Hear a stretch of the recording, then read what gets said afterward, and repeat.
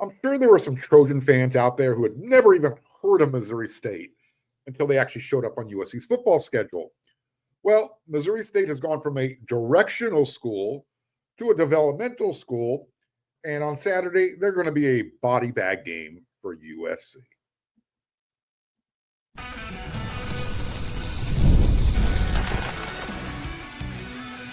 You are Locked On USC, your daily podcast on the USC Trojans, part of the Locked On Podcast Network, your team every day. Fight on, everyone. I'm your host, Mark Holken, and thank you for making Locked On USC part of the Locked On Network, your first listen every day. Whether you are watching this show on YouTube, wherever you want to download this podcast, this show is always going to be free. This show will always appreciate your support. And this episode is brought to you by Monarch Money. Take control of your finances with Monarch Money. Use code LOCKEDONCollege at monarchmoney.com for 50% off your first year. I just want to remind everyone that the only reason USC is playing a program that was literally playing at the FCS level last year, and they're playing their first full season big boy football at the FBS level, is because USC and Ole Miss canceled their home and home series. Yeah, this was supposed to be the week where Lane Kiffin makes his triumphant return back to his old stomping grounds, USC. We were gonna get all those juicy sound bites all over social media, tweets, messages. None of that's come to fruition. Instead, USC is hosting the school formerly known as Southwest Missouri State. That's the directional part. I recognized their name when I actually put the SW in front of the Missouri State. They're a basketball school. Well, that's what they're known for. I think that's what their greatest athletic achievement is known for. If you're a college hoops junkie, kind of like I still am, barely holding on, Southwest Missouri State grabbed the country's attention back in 1999. Back then, they made the NCAA tournament. They upset the number 5 seed Wisconsin Badgers. Check out this score, 43-32. That was in the first round. And then they followed that up with a win over the number 4 seed, the Tennessee Volunteers, where they blew them out 81-51. They reached the Sweet 16. So that was, and I think to date, that is still their deepest run into the NCAA tournament. They became a Division I school in basketball back in 1982. So times passed, they are now at the FBS Division I level in college football, and it's 2025. So do the math. That's 18. That's 43 years later. Welcome to the party, pal. I looked at their football history a little bit. I want to see what their biggest win was. I had to dig deep. I had to dig real deep. Back in 1990, when they were still part of the FCS, they had a playoff victory over number 1 seeded Idaho, 35-14. That was in the quarterfinals. And that actually helped them make a pretty deep run into the playoffs that season for them. Now they're a member of the Conference USA. This is who they're competing with for a conference championship. Western Kentucky, Delaware, Florida International University, Jacksonville State, Kennesaw State, Liberty University, Louisiana Tech. You got Middle Tennessee State, New Mexico State, University of Texas El Paso, and Sam Houston. So that is Conference USA. That's who USC is playing. Last year, when they were still a member of the FCS, Missouri State, the Bears, they went 8-4. Their wins were against Lindenwood, University of Tennessee Martin, Youngstown State, Illinois State, Indiana State, Northern Iowa, Southern Illinois, and Murray State. They had 4 losses. So they lost their first 2 games of the year. That was against Montana and Ball State. Then they had all those wins that I rattled off, those 8 wins. And then they lost the last 2 games of the season to North Dakota State and South Dakota State. That's how they ended up going 8-4. So 2 bookend losses at the front of the season, at the end of the season, 8 wins in between. I have no idea how much USC is paying for this win, but that's what this game is. This is a body bag game. It's an SEC type of out of conference game scheduled without USC actually having to dip in to the FCS level. Look, there's no illusions here. Even the Bears head coach, Ryan Beard, he spoke to the media, kind of telling everybody, what to look forward to, what their team's looking forward to, what people who are watching the game should look forward to. Again, he's under no illusions. This is what he said, quote, "What an opportunity to go out west and open up in the Coliseum. Tremendous opportunity for our players, staff, and fans, and anyone that is proud to wear the Missouri State colors. We know what is at stake, and the team we're going up against. A phenomenally coached team. It's going to be a challenging football game for us, but why not go and compete? The great thing about this one is there is zero that we have to lose. Absolutely zero. We're going to go. We're going to put our best foot forward, compete. We're going to play every single down and see what shakes out from there." What Coach Beard is doing is what any head coach would do and say going into this type of matchup. I mean, this is literally like me stepping into the boxing ring against Mike Tyson. Today's Mike Tyson, not Mike Tyson in his prime. Look, it's like myself trying to go up against, Goliath. And that's who USC is. Missouri State is considered David in the whole David and Goliath thing. I don't think they have a slingshot that's going to be able to take down USC. The Bears have zero chance to win this game.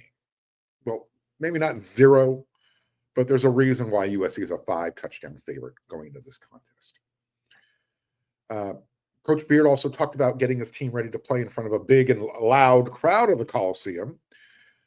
Let me just remind everybody, last year when USC hosted Utah State, USC actually got 68,000. Well, that was the announced attendance, but it was a pretty good crowd for Utah State night game.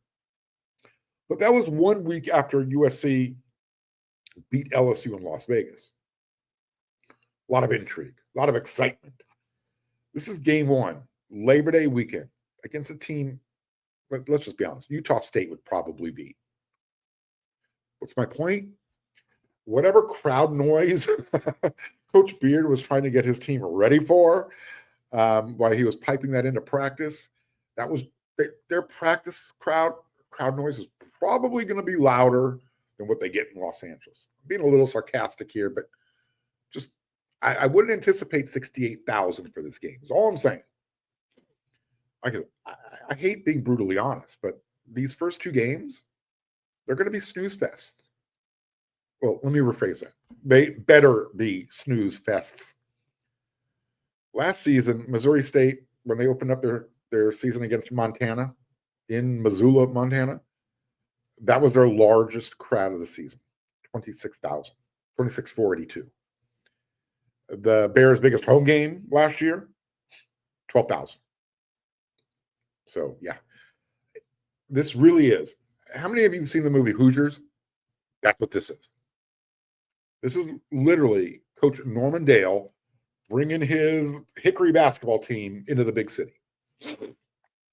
Walking into this giant stadium. Well, basketball, the arena.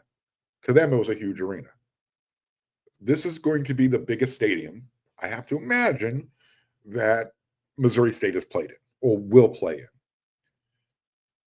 If I was Coach Beard, I would literally borrow a page from Coach Norman Dale.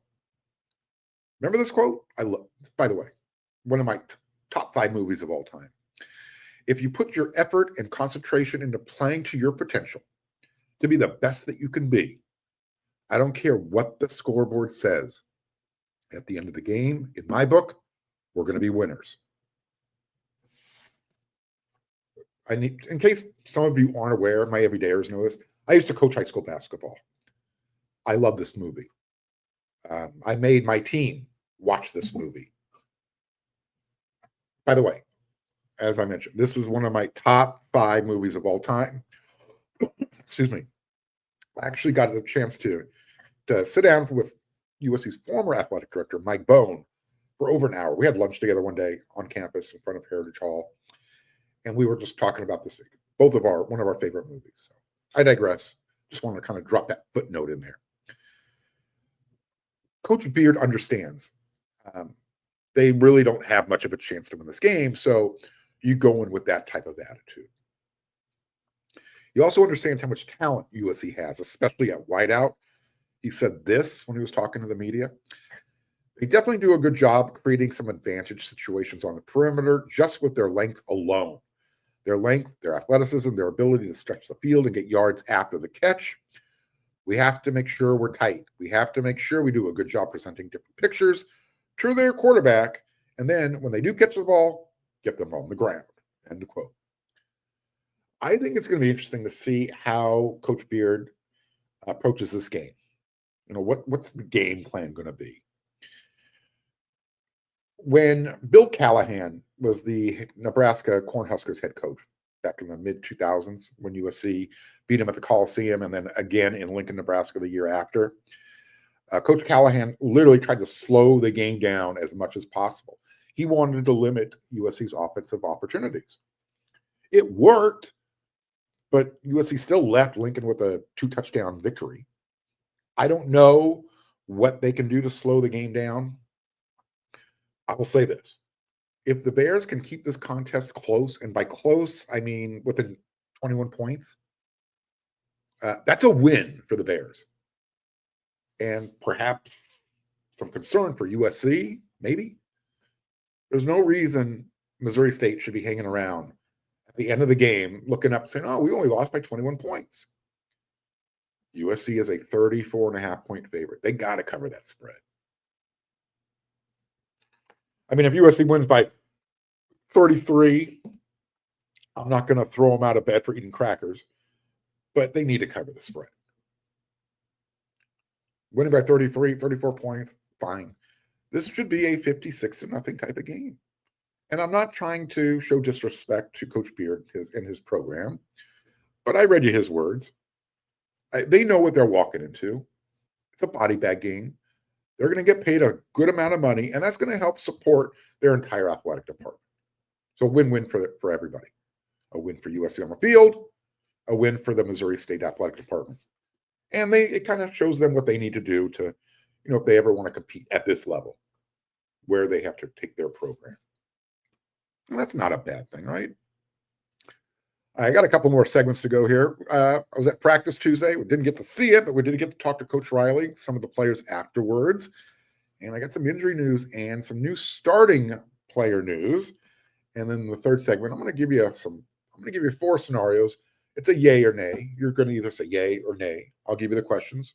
You tell me if it's going to happen or if it's not going to happen. That's coming up next.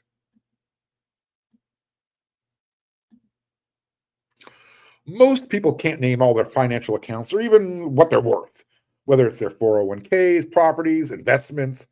And when you don't have the full picture, you know what else? You can end up leaving money on the table. That's why there's Monarch Money. It's the all-in-one personal finance tool that brings your entire financial life together in one clean, easy-to-use interface on your laptop, or you can actually do it on your phone too. Monarch does all the heavy lifting for you. You can link all of your accounts in minutes, see data visuals, get smart categorization of your spending, and finally feel in control of your money and without ever having to touch a spreadsheet.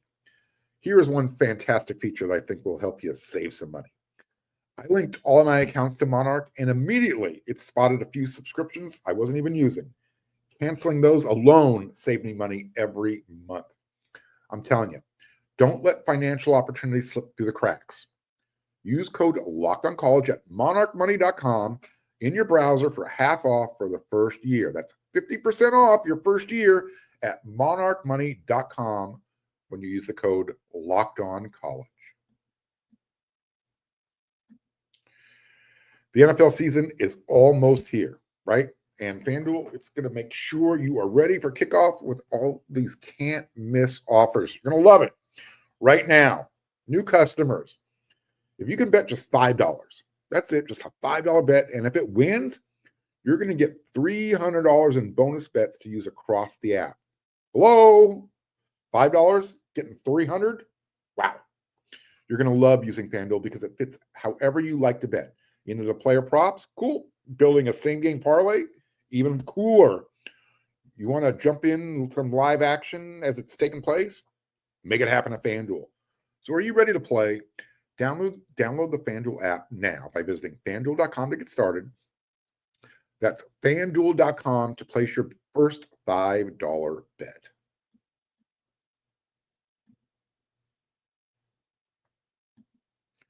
Got a survey for you. I need some help from some of you folks. I need help from all of my everydayers. We have an important request. Locked On wants to hear from you. We put together a survey to learn more about our listeners and make your favorite podcast even better. This is your chance to tell us what you like, what you don't, and answer questions about our advertising. Go to lockedonpodcast.com/survey to get started. Everyone who completes the survey will be entered for a chance to win one of 10 $100 Amazon gift cards. Again, that's lockedonpodcast.com/survey. You can also find the link in the show notes. Thanks for helping us out. So, the debut of Jahkeem Stewart, Thanos, might be one more week down the road. Coach Riley told us after practice, excuse me, when he met with the media, that Jahkeem is going to be a game time decision. And right now he's probably 50-50 to play when USC hosts Missouri State on Saturday. This is all about, he was spotted wearing that walking boot at Salute to Troy. Well, he's still wearing it on Tuesday, game week. So Coach Riley said this, quote, "He's close. Either way, it's not going to be long term," end quote. I want to remind everybody, Jahkeem has played a total of 12 competitive high school football games. Injuries. Last year, he was supposed to play, but the timing was just terrible. And when he transferred, they weren't going to allow him to play. So he didn't get to play his junior/senior season. He reclassified. So I'm not saying that, we got to keep an eye on this, but everyone has been anticipating, seeing what Jahkeem is capable of doing. Probably more than likely going to have to wait until Clay Helton brings the Georgia Southern Eagles into town. Now, what's kind of funny, and I'm just trying to add some levity to the situation here. Jahkeem is telling everybody, "Hey, I'm playing Saturday." Well, I think someone needs to let Jahkeem know that it's not up to him. It's up to the medical staff, and if they kind of give the old wink to Coach Riley, he'll play. If they blink twice, he ain't playing. Here's one more injury update note. Cade Chittenden, USC's transfer kicker, the freshman all-conference player from UNLV. He's out for game one for sure. There's no 50-50 on this one. Ryan Sayre is going to handle the place kicking and kickoff duties. Coach mentioned after practice that Ryan's been solid all camp. Again, another walk-on who just works. And you'll understand what I'm talking about. Another walk-on who just works. When you do what's asked of you, good things will eventually happen. Stick around for 2 more minutes. You'll understand where I'm going with it. So, Caden is not going to be available. Coach said that he isn't ready yet after a couple of setbacks during camp. We don't really know what the exact injury is. It's undisclosed. But as a kicker, I don't think it's an upper body thing. So I'm going to assume groin, maybe, thigh, hamstring. We'll find out eventually, but he's not playing in this game. Also, keep in mind, remember, Ryan Sayre, he had to come in for the Ray Guy Award winner, Eddie Traplisky, last year in the bowl game. He nailed a 57-yard punt. He's not going to be punting in this game. That's going to be Sam Johnson's role. But he'll be handling kickoff duties, field goal, place kicking, point after attempts. But let's be real serious about this right now, right? Let's just cut to the chase. If USC needs to rely on their field goal and punting units in these first two games, USC has offensive issues. Just saying. Here's something else. It's not like Coach Raleigh to publicly name starters. He usually that's not part of his DNA. He likes to release his depth chart and that's it. Well, the offensive line appears to be set. He is now, for 2 days in a row, he's announced starting offensive lineman. So the other day, he mentioned that Elijah Paige and Alani Noa, those guys were locked in. Paige is your starting left tackle. Noah, you're starting right guard. Okay. Well, on Monday, Coach Riley said that Tobias Raymond would be in the starting lineup. Those were the words. And Justin Tauanuu would likely be there as well. So if you're trying to connect the dots, read the tea leaves, Justin is not playing guard. We know he can play tackle. We know Tobias Raymond can play both. So your starting offensive line, because I'm giving you your next newly named starter. Paige, left tackle. Ready for your left guard? Okay, well, that's Tobias Raymond. Your starting center. It's Killian O'Connor. Kill Switch has earned the starting center job. Great news, right? Friend of the show. Right guard, Alani Noa. Right tackle is going to be Justin. So that's your starting lineup. That's your starting offensive line. This is what Coach Riley said about Killian after practice. He's been the most consistent player. That was and has been and continues to be a good battle, referring to Jahkeem Reed. I'm sure it will go on all year. Those guys have helped each other and really kind of feeding off of one another, which has been good for our entire offensive line, end quote. It was a really emotional moment for Killian when he was talking to the media after practice today. Both his father and his grandfather started their college football careers as walk-ons, and they eventually earned scholarships. So Killian is just the latest in the O'Connor bloodline to do. Nothing comes easy, but you do what's asked. You just keep working. You keep your head down. Good things happen. And look at Killian. Not only is he on scholarship, he is now your starting center. And like I said, it was emotional. You could really see him getting choked up after practice. He was really close with his grandfather. He was asked, if he was, how proud would he be? Well, not many people know this. Killian played in the Utah State game last year. He got hurt in that game. His grandfather passed away that same day. So he wasn't alive to hear the great news that, hey, Killian earned a scholarship. But, Killian, after practice, he was asked, how does it feel to be named the starter? I love this quote because it's just so kill switch. It's just who he is. And he wasn't trying to sound cocky or arrogant. There was no hubris coming out of his mouth. But he says, look, man, I didn't come here just to be a bag holder. He came here to be a player. And now he's starting. Gotta love that. So for those keeping score, just remind everybody, USC brought in 2 offensive linemen during the offseason out of the transfer portal. DJ Wingfield, unfortunately, is out of playing eligibility. And Jahkeem Reed, he's battling. He's battling.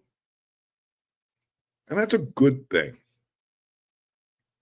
One other note before we go into the third segment and talk about, give you some things. I want some feedback from the audience. Waymon Jordan, your starting running back. He's already established he's got great chemistry with the offensive line. He's joking around with him. He tries to hang out with him as often as possible, right? He's constantly joking with them, trying to make them laugh. When we were interviewing Killian, he actually came over and he was leaning on me and he was pretending to be a reporter. So, I hear you guys are going to be practicing your dance routine, that type of thing. Go check out the video. It's on YouTube. Killian O'Connor being interviewed for game week. Waymon Jordan's got a really good personality. It's starting to come out a little bit. He's starting to feel more comfortable. He was asked, what's he's going to be most excited about for game day, and he's like, everything. He didn't want to just focus on one thing. He's looking forward to the entire event. Coming down the tunnel, standing on the sideline with his defensive teammates. He can't wait for Saturday, and neither can I. And I'm sure neither can you. We're all waiting with anticipation. We're 3 days away, folks. 3 more days to go. That's it. Beat the Bears. All right, we got one more segment to go. Let's do this.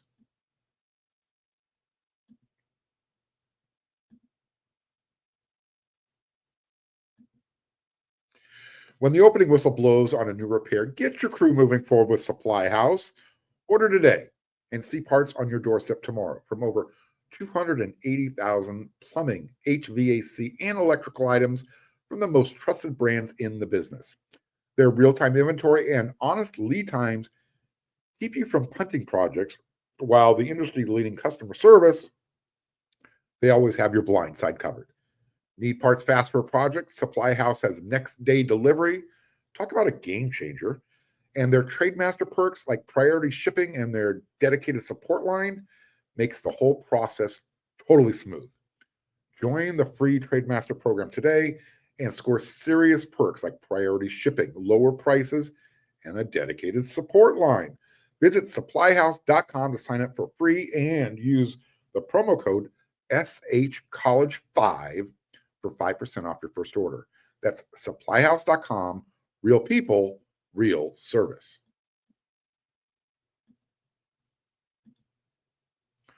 Okay, so USC, I'm going to give you 4 hypotheticals. It's kind of an open-ended question. I write an article every Thursday called Yay or Nay. It's kind of a prediction, a little bit of that type of thing. So here's your first one. USC is playing a meaningless game to open the season. Yay or nay? I'm saying nay. It's not meaningless. It's meaningless in the sense that USC gains absolutely nothing from this game other than you're gaining some, valuable playing time for the younger players, for the backups. Those guys are going to be needed at some point during the season. So it's not meaningless in the grand scheme of things, but yeah, it's meaningless as far as what does USC get to brag about. Second question for you, and give me your feedback. Let me know. Hit me up on YouTube. You know where to find me. I'm all over the place. Lincoln Riley will call more running plays than pass plays against Missouri State. I'm saying yay. He better.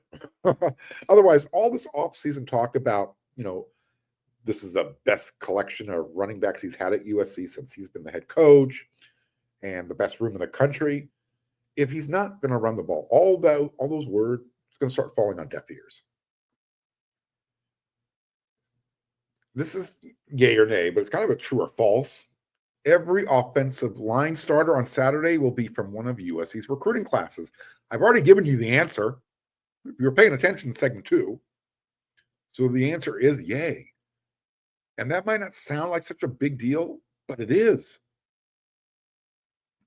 We have finally reached the point where, you want to build your foundation in the trenches. Well, this is Lincoln Riley's going into his 4th season. He's finally got that offensive line room filled with guys that he and Coach Henson and Coach Hansen have recruited. And it looks like they're going to be starting as a group, as a unit, this Saturday.